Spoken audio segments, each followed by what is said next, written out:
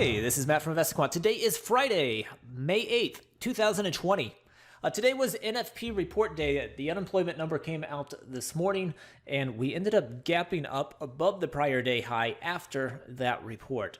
And what I want to do here is look at how that has played out into the close when you gap above the prior day high on the NFP report day, and you're still trading above the prior day high going into the close. So you can see on the chart here, top left, we've got the ES. We gapped up above the prior day high, which is right around here.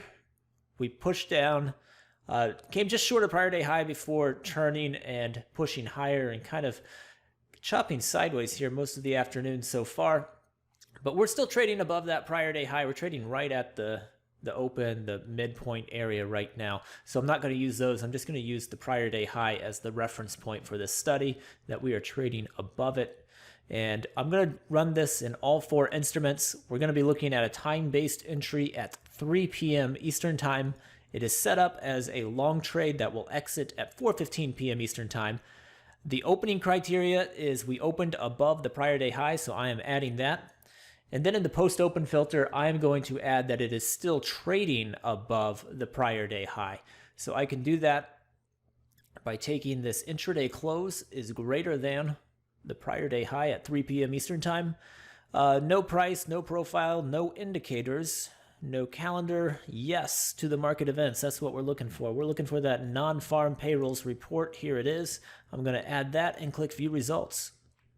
And these are the results of going long 3 p.m. Eastern Time, exiting at 4:15 p.m. Eastern Time on the non-farm payrolls report day, when you gap above the prior day high and are still trading above the prior day high at 3 p.m. Eastern Time.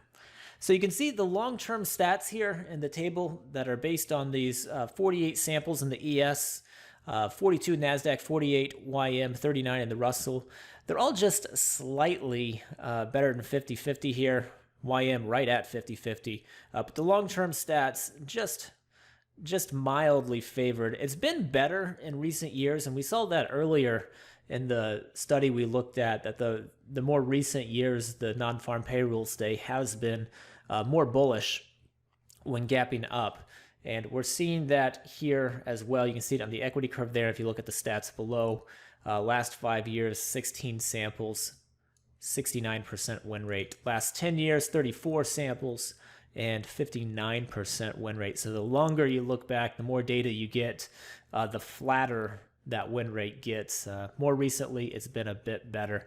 I looked at a few things here, a few different variations. I did not see a real strong bias for any of the combinations that I looked at. Some of the better biases needed a different gap direction. So some of the down gaps have some interesting biases going into the close, but opening above the prior day high did not produce many really strong biases into the close. They were mostly similar to what we're seeing right here. So hope you found that interesting. Good luck the rest of the day. Have a great weekend, and I will see you again on Monday.